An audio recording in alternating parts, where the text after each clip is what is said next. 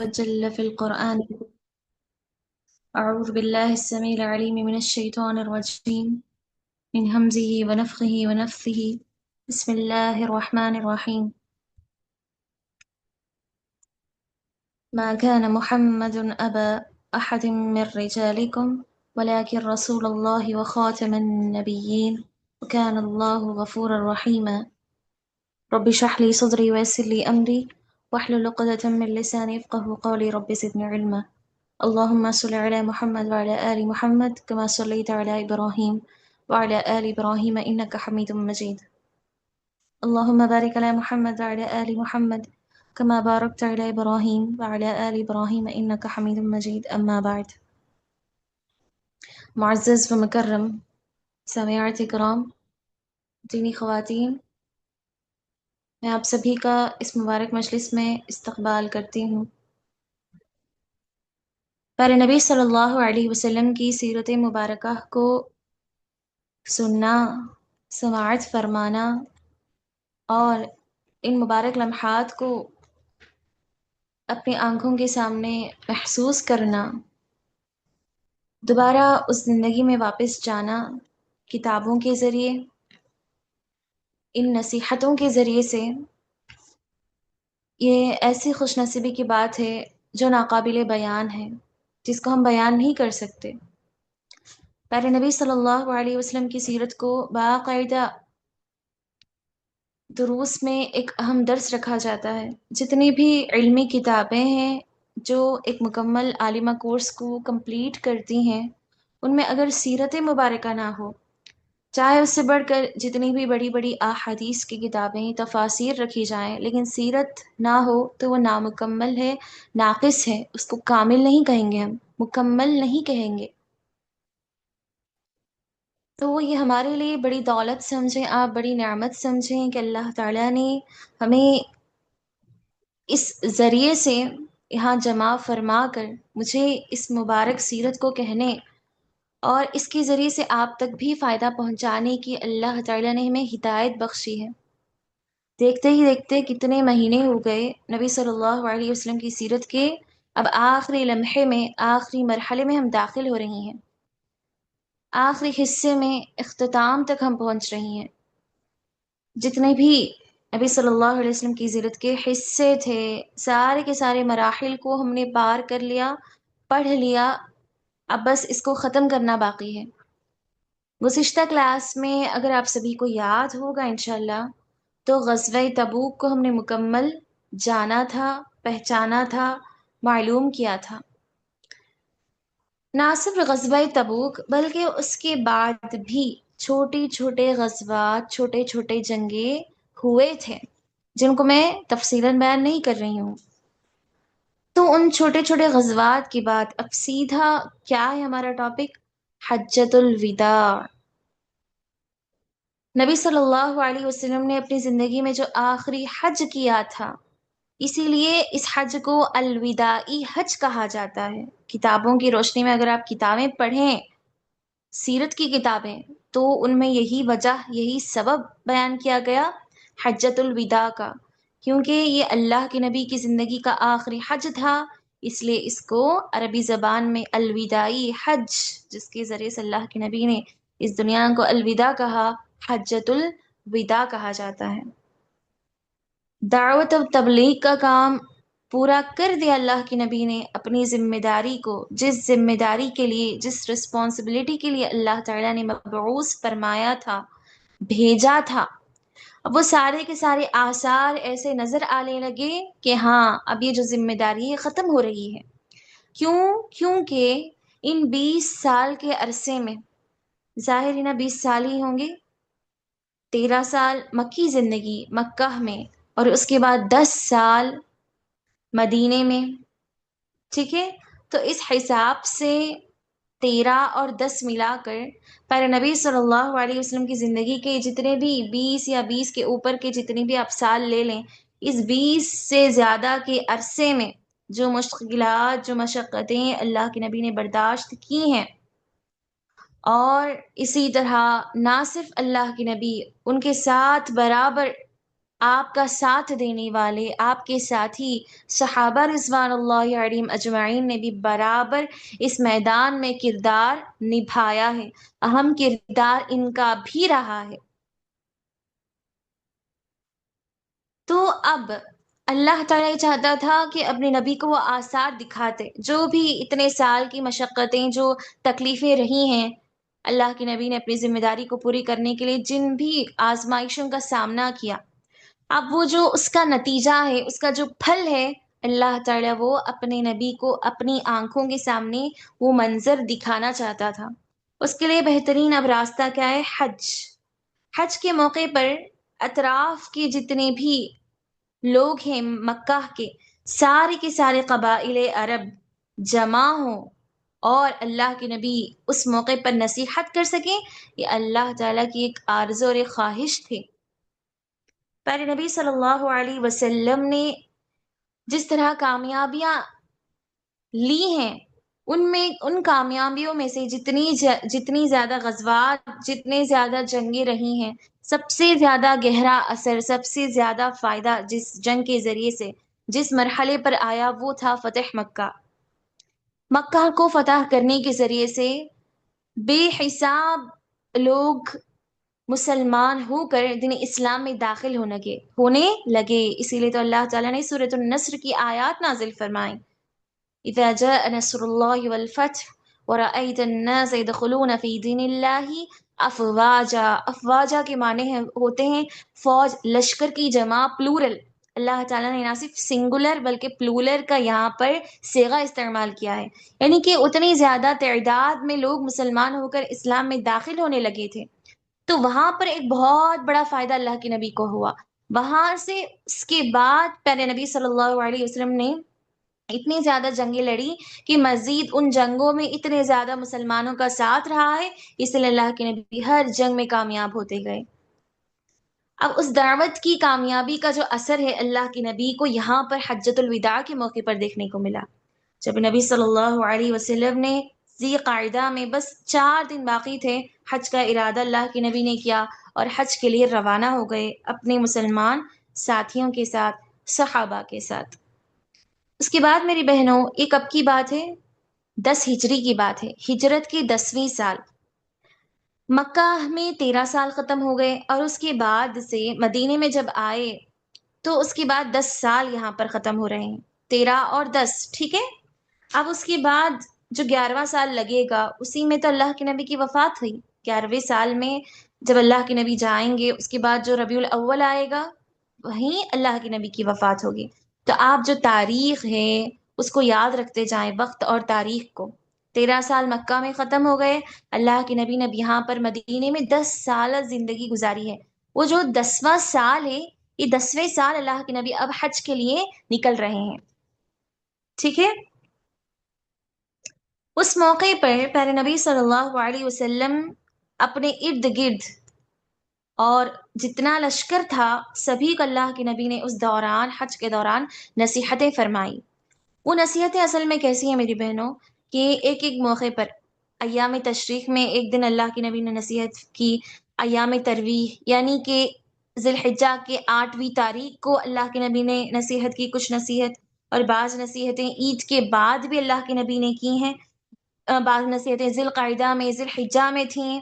تو ان ساری نصیحتوں کو میں جمع کر کے آپ کے سامنے بیان کر رہی ہوں، ٹھیک ہے؟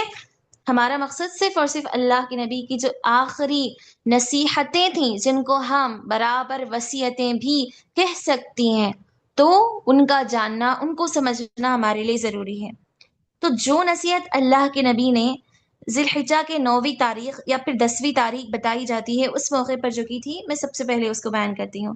خود اللہ کے نبی کے الفاظ ہیں، صحیح بخاری، صحیح مسلم، ساری کتابوں میں اگر ہم مختصر سب کو جمع کر کے دیکھیں، ساری سیرت کی کتابوں کو جمع کر کے دیکھیں، تو ان سارے الفاظ کا مختصر خلاصہ میں آپ کے سامنے بیان کر رہی ہوں۔ پہلے آپ صلی اللہ علیہ وسلم نے اپنے آس پاس جو لشکر تھا، 1,24,000 یا پھر 1,44,000 انسانوں کی تعداد، سبحان اللہ، ان کے درمیان ایک جامع خطبہ اللہ کے نبی نے ارشاد فرمایا، اور وہ کیا تھا؟ اے لوگوں میری بات سنو، کیونکہ میں نہیں جانتا کہ غالباً اپنے اس سال کے بعد میں دوبارہ تم سے ملاقات کر سکوں گا یا نہیں۔ تو وہاں پر اللہ کے نبی کے الوداعی آثار وہیں سے نظر آ رہے تھے، وہیں سے لوگوں کو اس بات کا علم ہو رہا تھا، وہیں سے لوگ افسوس کر رہے تھے، اداس ہو رہے تھے، ان کے دل غمگین ہو رہے تھے، کیونکہ سب سے پہلا جملہ اللہ کے نبی نے ہی کہا، یہ ممکن ہے کہ اگلے سال تم مجھ سے ملاقات نہ کر سکو، میں تمہارے سامنے دوبارہ اس طرح جمع نہ ہو سکوں، لہٰذا خذوا منی مناسککم، اسی لیے حج کے جو بھی مناسک، حج کے جو بھی طریقے ہیں، طور طریقے، وہ مجھ سے ابھی سے سیکھ لو، ابھی سیکھ لو، شاید کہ میں اگلے سال تمہارے درمیان نہ رہ سکوں۔ وفات رسول صلی اللہ علیہ وسلم کو سننا اور اس کو بیان کرنا میری بہنوں ایک ایسا مسئلہ ہے جو ممکن نہیں، ایک ایسا مسئلہ ہے جو بڑا مشکل ہے۔ دل کو پتھر بنا کر سختی کے ساتھ، پوری کی پوری تیاری کے ساتھ اپنے آپ کو آپ نہ صرف جسمانی اعتبار سے، دلی اعتبار سے بھی، روح کے اعتبار سے بھی آپ ایک مضبوط دل لے کر آپ بیٹھیں، تیاری کریں، اس کے بعد ان نصیحتوں کو بیان کریں، وفات رسول صلی اللہ علیہ وسلم کو لوگوں کے سامنے پیش کریں۔ آج میں اسی اداسی کے ساتھ آپ کے سامنے تیار ہو کر آئی ہوں، تاکہ کسی قسم کی احساس ندامت کی بجائے، تاکہ ہم جلدی سے جو ہے حساس نہ ہو جائیں، کیونکہ ایک حساس موضوع ہے، یہ حساس موضوع یعنی کہ ایک ایموشنل ٹاپک ہے، ایموشنل ٹاپک حساس موضوع ہے، آپ سبھی اس کو غور سے سنیں۔ وفات رسول ایک عام ٹاپک، ایک عام بات نہیں ہے کہ ہم کسی اور انسان کی وفات، اس کی آخری لمحات کی بات کر رہی ہوں، ہرگز بھی نہیں۔ خصوصاً جب کسی کی وفات ہوتی ہے تو جس طرح وہ اپنی وفات سے پہلے کوئی بندہ وصیت کرتا ہے، وصیت چھوڑ کر جاتا ہے، پوری زندگی اس کی باتوں کو ہم نہیں لیتے، لیکن وہی بات وہ آخری وقت میں کہتا ہے، اگرچہ ہم اس کو ناپسند کرتے ہوں، وہی بات وہ پوری زندگی کہتا تھا، لیکن اب اس نے وفات سے پہلے آخری دنوں میں اس نے سکرات میں کہا ہوگا، تم ہاتھوں ہاتھ اس کو لے لیں گے اور بار بار اس کو یاد کریں گے پوری زندگی کہ فلاں نے فلاں وصیت کی تھی، اور اس پر عمل کرنے کی کوشش کریں گے، اس کی اس بات پر بڑی اہمیت ہو جاتی ہے، بڑی امپورٹنس دی جاتی ہے۔ جب ایک عام انسان کے بارے میں ایسا معاملہ ہوتا ہے تو یہ تو رحمت للعالمین پیارے نبی صلی اللہ علیہ وسلم جسے عظیم شخصیت کا مسئلہ ہے، ان کی وصیتیں ہم کیوں نہ لیں، کیوں شوق سے نہ سنیں، کیوں یاد نہ رکھیں، کیوں عمل نہ کریں اپنی زندگی میں۔ اللہ کے نبی نے کہا، اے لوگوں میری بات سن لو، کیونکہ میں نہیں جانتا غالباً اس سال کے بعد اس مقام پر تم سے کبھی مل سکوں گا یا نہیں۔ تمہارا خون اور تمہارا مال ایک دوسرے پر اسی طرح حرام ہے جس طرح تمہارے آج کے دن کی، رواں مہینے کی اور موجودہ شہر کی حرمت ہے۔ مطلب اس کا مطلب کیا ہے؟ یعنی اللہ کے نبی کہتے ہیں کہ ایک دوسرے کو قتل مت کرو، انسان کا ایک دوسرے کی عزت آبرو کو اچھالنا اور انسان کا ایک دوسرے کی خون کو اچھالنا، یعنی کہ قتل کرنا حرام ہے، خون حرام ہے ہمارا ایک دوسرے کے اوپر۔ اس کی مثال دیتے ہیں اللہ کے نبی نے کہا، جس طرح یہ جو مبارک حرمت والا مہینہ ہے، کون سا مہینہ ہے؟ ذی الحجہ کا مہینہ، اور یہ کون سا شہر ہے؟ مکہ مکرمہ، حرمت والا شہر ہے۔ تو وہ مثال دیتے ہوئے اللہ کے نبی کہتے ہیں جو ساری شہر کی اور مہینے کی حرمتیں ہیں، اسی طرح یہ خون اور عزت آبرو کی حرمت ہے۔ سن لو، جاہلیت کی ہر چیز میرے پاؤں تلے رون دی گئی ہے، یعنی جب مجھے بھیجا گیا اسی وقت پچھلے زمانے کی جتنے بھی جاہلیت کے کام تھے تمہارے، وہ میرے تلے رون دی گئی، یعنی کہ میری نصیحتوں کے ذریعے سے، قرآن کی آیات کے ذریعے سے اللہ تعالیٰ نے ان کو ختم کر دیا ہے۔ تو جاہلیت کے خون بھی ختم کر دیے گئے ہیں، اور ہمارے خون میں سے سب سے پہلا خون جسے میں ختم کر رہا ہوں وہ ربیعہ بن حارث کے بیٹے کا خون ہے۔ مطلب یہ جو نام میں نے آپ کے سامنے بتایا ہے، ربیعہ بن حارث، ان کے بیٹے کے سلسلے میں آتا ہے کہ ان کے بیٹے کو جو دودھ پیتا بچہ تھا قتل کر دیا گیا تھا۔ اب قتل کی سزا کیا ہے؟ قتل ہے۔ اب یہاں پر ابھی اللہ کے نبی نے نصیحت کی تھی کہ خون آپس میں ایک دوسرے کو قتل مت کرو، خون حرام ہے آپس میں ایک دوسرے کا تمہارا، تو اس کا آغاز میں اپنے خاندان سے کر رہا ہوں۔ میرے خاندان کے جو فلاں نام والا ہے جس کے بیٹے کو قتل کر دیا گیا تھا، اب تمہارے اوپر کوئی ذمہ داری نہیں آتی کہ تم بدلے میں پھر اس کو، اس کے گھر والوں کو قتل کرو، نہیں، ہرگز بھی نہیں۔ یہ جو میں نے آخری فیصلہ کر دیا، جو بتا دیا ہے، اب دوبارہ زمانے جاہلیت میں مت جاؤ کہ قتل کر دیا گیا، اب دوبارہ ہم اس کو بدلا لیں گے، قصاص کریں گے، دوبارہ یہ جنگیں پھر شروع ہوں گی، ہماری دشمنیاں، ہماری نفرتیں، گلے شکوے نہیں، اب معاف کر دو اس کو، یہیں سے جو ہے اس معاملے کو ختم کر دو۔ اس کے بعد اللہ کے نبی کہتے ہیں ہمارے سود میں سے سب سے پہلا سود جسے میں ختم کر رہا ہوں وہ عباس بن عبد المطلب کا سود ہے۔ یعنی کہ پیارے نبی صلی اللہ علیہ وسلم نے کہا زمانی جاہلیت کی جتنی بھی تمہاری رسمیں رواج تھے، جیسا کہ ایک دوسرے کو قتل کرنا، چھوٹی چھوٹی باتوں پر بدلہ لینا، خون کو حلال سمجھ لینا، اور سود لینا، سود دینا، کھانا پینا، تو اللہ کے نبی کہتے ہیں اب تک جتنی بھی سود کے لین دین تھے اب ان کو ختم کر دو۔ عباس رضی اللہ عنہ کو کافی سارے لوگوں کے لیے قرض تھا، یعنی کہ عباس رضی اللہ عنہ کو کافی سارے لوگ قرض میں تھے، مقروض تھے، انہیں دینا تھا، انہیں اللہ کے نبی کے چچا کے لیے کافی زیادہ لوگ دینا باقی تھا۔ تو اللہ کے نبی کہتے ہیں کہ ابھی سے ہر کوئی جو ہے انہیں صرف اور صرف اتنا دے گا جتنا اس نے لیا ہے، ایکسٹرا سود نہ دے ہرگز بھی۔ جو میں نے بات کہی ہے کہ زمانے جاہلیت کی ساری چیزوں کو ختم کر رہا ہوں، وہ میں اپنے خاندان سے ہی شروع کروں گا۔ عباس رضی اللہ عنہ کے میرے چچا کے جو سود تھے ان کو تم مت لو، ایکسٹرا مت دو، صرف جتنا ہے اس کو دے دو، خرچ دے دو صرف۔ یہیں سے میں اس بات کو ختم کر رہا ہوں، میرے خاندان سے ہی میں ان ساری خطاؤں کو، ان سارے زمانی جاہلیت کے کاموں کو ختم کر رہا ہوں۔ سبحان اللہ! قابل غور بات ہے کہ نبی صلی اللہ علیہ وسلم کس طرح بڑی گہرائی کے ساتھ، سوچ کے ساتھ، فکر مندی کے ساتھ نہ صرف نصیحت کر رہے ہیں، بلکہ جہاں جہاں خدشہ ہو، آگے کچھ خطرہ پیش ہونے کا، کچھ فتنہ برپا ہونے کا، وہاں وہاں اللہ کے نبی پہلے سے ہی سارا انتظام کر کے اس فتنے کو ختم کر رہے ہیں۔ اس کے بعد اللہ کے نبی کے الفاظ دیکھیں میری بہنوں، ہاں عورتوں کے بارے میں اللہ تعالیٰ سے ڈرو، یہ مردوں کو نصیحت ہے۔ کیا نصیحت ہے؟ کہ عورتوں کے بارے میں اللہ سے ڈرو، کیونکہ تم نے انہیں اللہ کی امانت کے ساتھ حلال کیا ہے، اللہ کے کلمے کے ساتھ تم نے انہیں حلال کیا ہے، یعنی تم باقاعدہ نکاح میں ان کو لائے ہو حلال طریقے سے، لہٰذا ان کے حق میں بہترین فیصلہ کرو، ناحق مت کرو، انہیں ناانصافی سے کام مت لو ان کے حق میں۔ ان پر تمہارا حق یہ ہے کہ وہ تمہارے بستر پر کسی ایسے شخص کو نہ آنے دیں جو تمہیں گوارا نہیں۔ اب یہاں پر اللہ کے نبی کی نصیحت عورتوں کے سلسلے میں ہے، یعنی کہ مکمل پردے کا اہتمام کرے، اپنی عزت و آبرو کی حفاظت کرے، ٹھیک ہے؟ اگر وہ ایسا کریں تو تم انہیں مار سکتے ہو، لیکن سختی مت کرنا، ٹھیک ہے؟ پیارے نبی صلی اللہ علیہ وسلم نے جس طرح مردوں کے ساتھ برابر عورتوں کو بھی نصیحت فرمائی، اگر عورتیں بگڑ جائیں، ان کے ساتھ کچھ ایسا معاملہ ہو کہ وہ غلطیاں کر گزریں، تو اللہ کے نبی نے مردوں کو کہا کہ اس وقت سختی سے کام لو، لیکن اس قدر بھی سختی نہیں کہ تم انہیں اپنی دل میں جو ہے نفرت پیدا کر دو۔ مارنا، سختی کرنا نہیں، الفاظ کے ذریعے سے ہر ایک ذریعے کو اپناؤ۔ اللہ کے نبی نے برابر مردوں اور عورتوں کو بھی نصیحت فرمائی ہے۔ میں تم میں ایسی چیز چھوڑے جا رہا ہوں، میری بات اگر تم کچھ چاہتے ہو میرے لیے، میرے معاملے میں مجھ سے، تو وہ کیا ہے؟ میری بات، میں ایسی چیز میں تمہارے پاس چھوڑے جا رہا ہوں کہ اگر تم نے اسے مضبوطی سے پکڑ رکھا تو اس کے بعد ہرگز گمراہ نہ ہوگے۔ اور وہ کیا ہے؟ کتاب اللہ، وہ ہے اللہ کی کتاب۔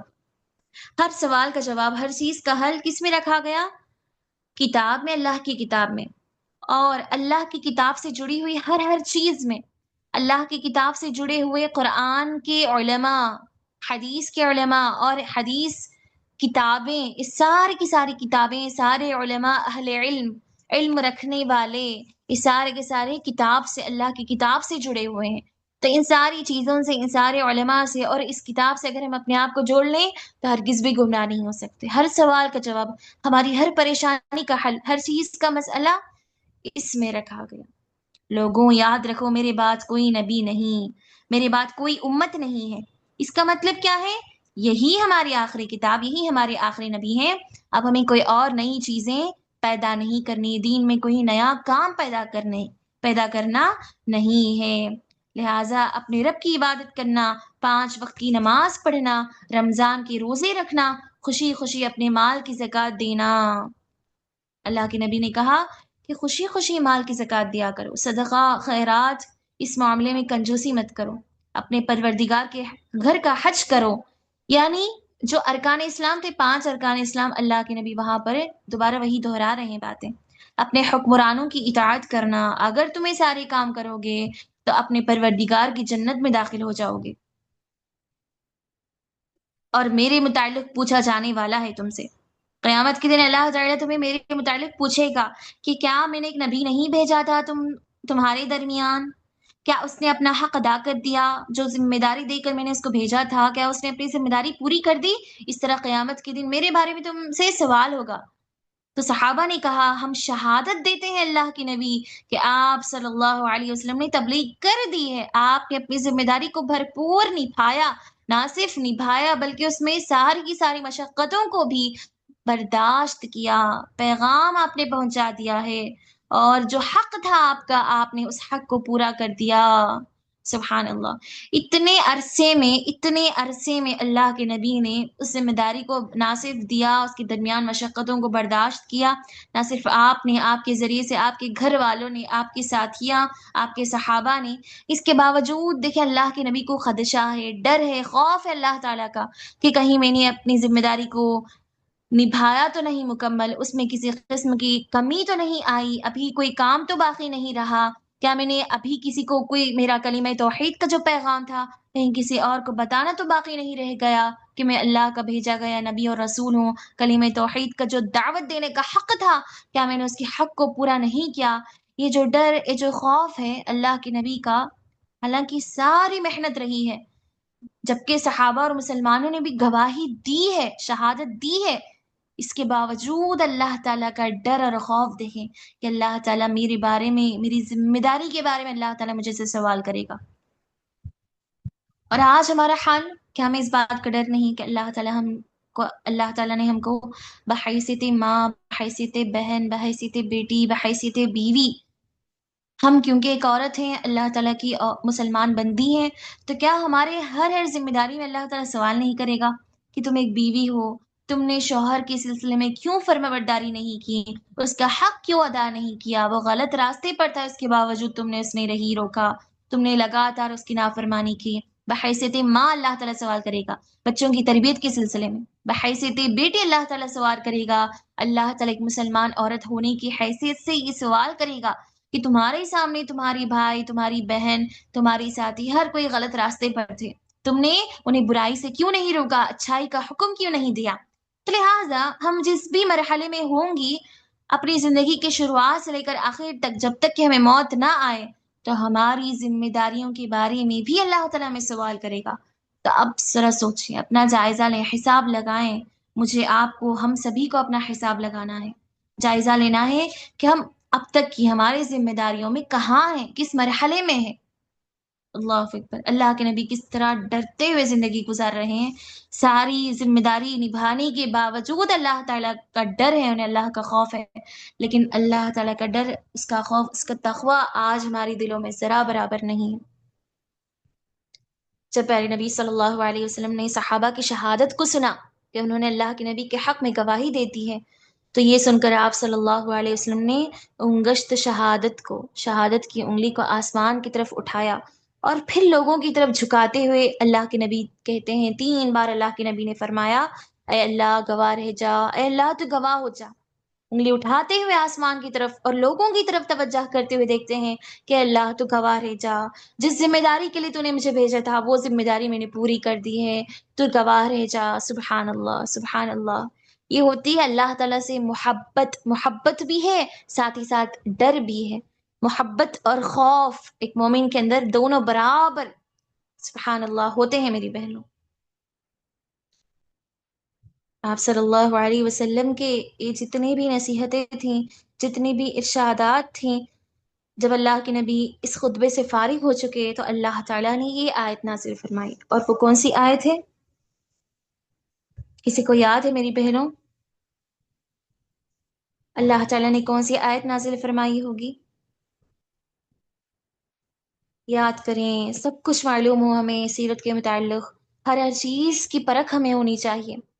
جب بھی قرآن کے کسی آیت سے آپ گزریں تو اس آیت کو دیکھنے کے فوری بعد ہمیں یاد آ جائے کہ اس آیت کا ہی مطلب ہے، یہ آیت فلاں صحابی، فلاں نبی کے سلسلے میں آئی ہے. اس آیت کے پیچھے فلاں واقعہ، فلاں شان نزول ہے، کم سے کم اس آیت کا معنی اور ترجمہ ہمیں معلوم ہو۔ بسم اللہ الرحمن الرحیم۔ اللہ نے آیت نازل فرمائی، الیوم اکملت لکم دینکم، آج میں نے تمہارے لیے تمہارا دین مکمل کر دیا۔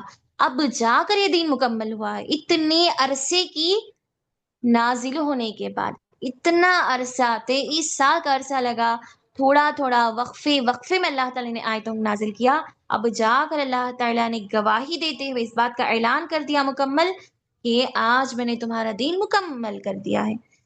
وَأَتْمَمْتُ عَلَيْكُمْ، اور تم پر اپنی نعمت پوری کر دی۔ یہ ایک طرح سے ایک ایسی اسلام، ایک ایسی نعمت ہے، اللہ تعالیٰ نے اس کو نعمت قرار دیا ہے اور کہا اس نعمت کو آج جا کر ہم نے اس کو مکمل بھرپور نازل کر دیا۔ وَرَضِيتُ لَكُمُ الْإِسْلَامَ دِينًا، اور تمہارے لیے اسلام کو بحیثیت دین میں نے پسند کر دیا ہے، بحیثیت دین میں نے اسلام کو تمہارے لیے پسند کر لیا ہے۔ تو اسلام اللہ تعالیٰ کے نزدیک پسندیدہ دین قرار دیا گیا۔ اللہ تعالیٰ نے اس بات کی گواہی خود اس آیت میں دی ہے۔ میری بہنوں، جب بھی آپ اس آیت سے گزریں تلاوت قرآن کے دوران تو یہاں پر توجہ دیں، رکیں وہاں پر، باقاعدہ وقفہ لیں، رک جائیں وہاں پر، یاد کریں کہ یہ آیت کیا ہے، اس کا مطلب، اور یہ آیت کس موقع پر اللہ تعالیٰ نے نازل کی تھی۔ ہر بار جب بھی اس آیت پر گزریں، ایسی آیتوں پر گزریں تو رک جائیں۔ ہمارا مقصد بس پڑھتے جانا نہیں قرآن کو، وہاں پر رکنا، اس سے نصیحت حاصل کرنا ہی ہے۔ کیونکہ اللہ تعالیٰ نے کیا کہا، افلا یتدبرون القرآن، کیا یہ قرآن کو غور نہیں کرتے، کیا یہ قرآن میں غور فکر نہیں کرتے، ام علی قلوب اقفالها، یا پھر ان کے دلوں پر مہر لگا دی گئی ہے، یا پھر ان کے دلوں پر تالے لگ گئے ہیں۔ یہ اللہ کا سوال ہے، اللہ تعالیٰ ہمیں شکایت کر رہا ہے کہ تم قرآن میں کیوں غور نہیں کرتے۔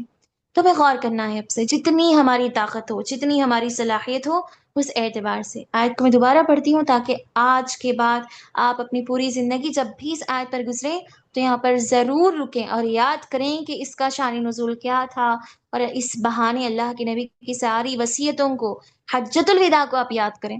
الیوم اکملت لکم دینکم واتممت علیکم نعمتی ورضیت لکم الاسلام دینا۔ سبحان اللہ۔ جب عمر رضی اللہ عنہ نے یہ آیت سنی تو رونے لگے۔ پوچھا گیا کہ آپ کیوں رو رہے ہیں؟ ظاہر ہے کہ اس میں تو خوشی رکھی گئی، یہ خوشی کی طرف اشارہ ہے۔ تو کہتے ہیں کہ میں اس لیے رو رہا ہوں کہ کمال کے بعد زوال ہی تو ہے، بس اتنا انہوں نے کہا کہ جب کوئی کمال کی چیز ہوتی ہے، جب ایک چیز مکمل ہو جاتی ہے تو ظاہر ہے کہ اب ختم ہونے والی ہے، کمال کے بعد زوال ہی تو ہے۔ انہوں نے اشارہ معلوم کر لیا تھا کہ اس آیت کے ذریعے سے کہ اب اللہ کی نبی صلی اللہ علیہ وسلم کا اس دنیا میں زیادہ رہنا ممکن نہیں۔ اس کے بعد میری بہنوں، پیارے نبی صلی اللہ علیہ وسلم نے ایک اور موقع پر یوم النحر کے بعد، یعنی کہ عید کے دن 10ویں ذی الحجہ کو اللہ کے نبی نے نصیحت فرمائی تھی کہ زمانہ گھوم پھر کر اپنی اسی دن کی ہیئت پر پہنچ گیا ہے جس دن اللہ نے آسمان اور زمین کو پیدا کیا تھا۔ سال 12 مہینے کا ہے، جن میں سے 4 مہینے حرام ہیں، حرمت والے ہیں، 3 پہ در پہ آتے ہیں، یعنی ذی القعدہ، ذی الحجہ اور محرم، اور ایک رجب جو جمادی الاخرہ اور شعبان کے درمیان آتا ہے۔ یہ جو میں نے ابھی بات پڑھی اللہ کے نبی کی، یہ بھی ایک وصیت تھی، یہ ساری باتیں اللہ کے نبی نے اس وقت کہی تھی۔ اس کے بعد اللہ کے نبی نے کیا کہا، صحابہ سے پوچھتے ہیں کہ بتاؤ یہ کون سا مہینہ ہے، تو صحابہ کہتے ہیں اللہ اور اس کے رسول بہتر جانتے ہیں۔ اس پر اللہ کے نبی خاموش رہے، یہاں تک کہ صحابہ کہتے ہیں یہاں تک کہ ہم نہیں سمجھا کہ آپ اس کا کوئی اور نام رکھیں گے، لیکن پھر آپ نے فرمایا کیا یہ ذی الحجہ نہیں ہے؟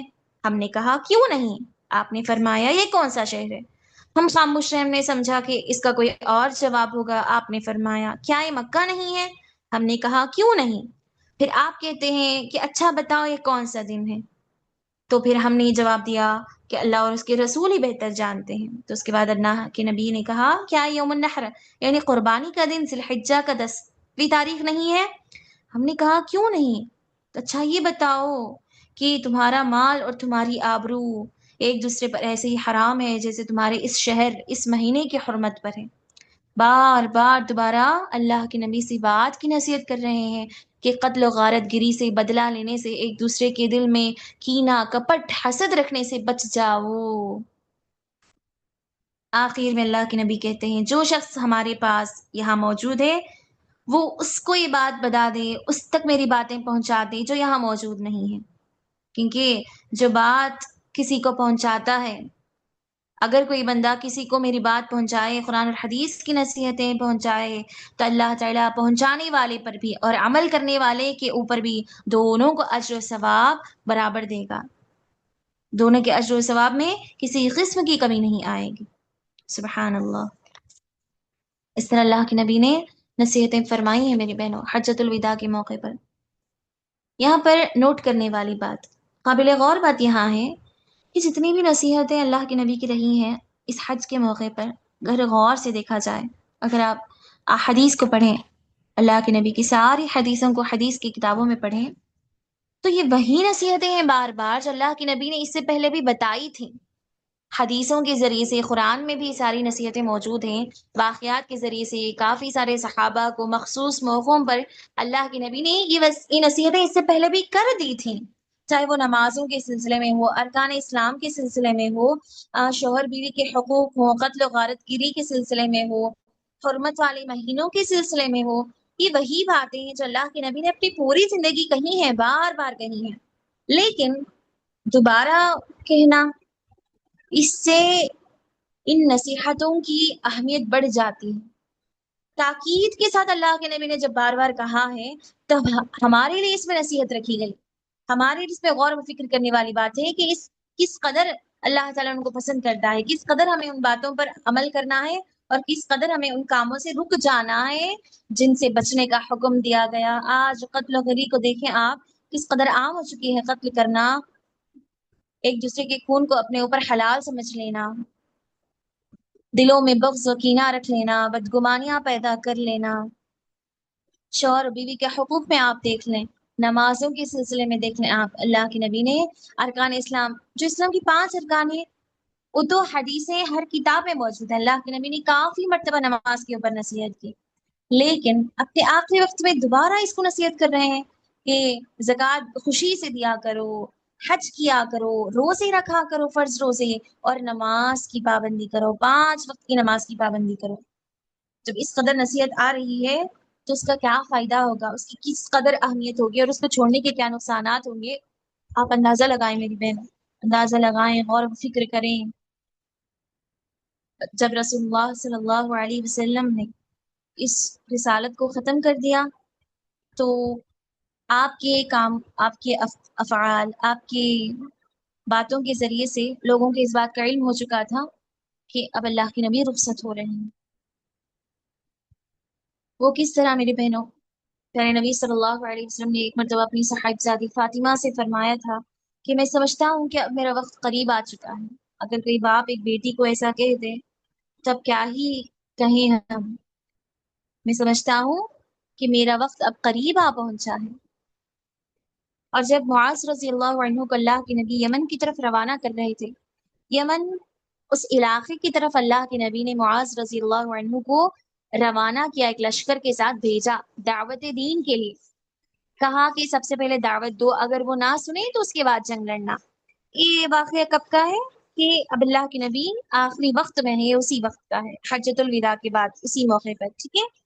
تو اس وقت اللہ کے نبی کیا کہتے ہیں، اللہ کے نبی نے معاذ رضی اللہ عنہ کو کافی ساری نصیحتیں کی تھی، تو ان میں اللہ کے نبی نے کیا کہا، اے معاذ، غالباً اس سال کے بعد جب تم دوبارہ آؤ گے جنگ سے واپس تو شاید مجھ سے ملاقات نہ کر سکو گے، شاید تمہیں میری اس مسجد اور میری اس قبر کے پاس ہی گزرو گے۔ اللہ اکبر۔ یہ سن کر معاذ رضی اللہ عنہ رسول اللہ صلی اللہ علیہ وسلم کی جدائی میں رونے لگے۔ ظاہر ہے کہ کوئی عام شخص بھی جس سے محبت کرتے ہوں بے پناہ، ہمارے سامنے ایسے دعوے کی باتیں کہہ دے، اپنے رخصتی کی، اپنی جدائی کی، تبھی تو ہم حساس ہو جاتے ہیں۔ یہاں تو نبی صلی اللہ علیہ وسلم کی بات ہے، جو اللہ کے نبی ہیں، پیغمبر ہیں، رسول ہیں، اور جن کے ساتھ اللہ کے نبی کثرت سے پوری زندگی کا آدھا حصہ اللہ کے نبی نے گزارا تھا، معاذ رضی اللہ عنہ اور ایسے صحابہ، کافی سارے صحابہ۔ ان کے سامنے اللہ کے نبی نے ایسی باتیں کافی مرتبہ اشارتاً کہی تھی جس کے ذریعے سے لوگوں کو اس بات کا علم ہو چکا تھا۔ اسی طرح الیوم اکملت لکم دینکم، یہ آیت اسی طرح سورۃ الفتح نازل ہو چکی، اس سے بھی پیارے نبی صلی اللہ علیہ وسلم کی فارغ ہو جانے کا اشارہ مل رہا تھا۔ اب میری بہنوں، رفیق اعلیٰ کی جانب کس طرح کیا واقعہ ہے ہم پڑھیں گے انشاءاللہ، ٹھیک ہے؟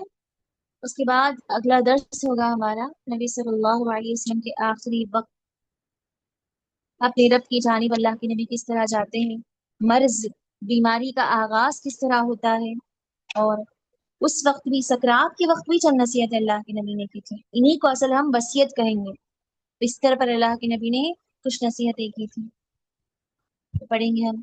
وفات سے 5 دن پہلے اللہ کے نبی کی حالت کیسی تھی، وفات سے 4 دن قبل، وفات سے 3 دن قبل، وفات سے 1 دن پہلے، اور خود وفات کے دن۔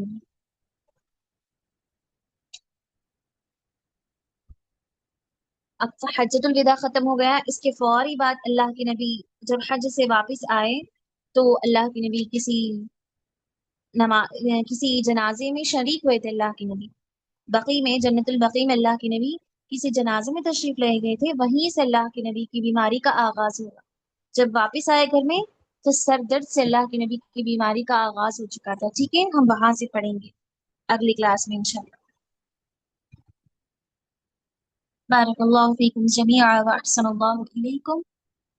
سبحان اللہ وبحمدہ، سبحانک اللہم وبحمدک، اشہد ان لا الہ الا انت، استغفرک واتوب الیک۔ السلام علیکم ورحمۃ اللہ وبرکاتہ۔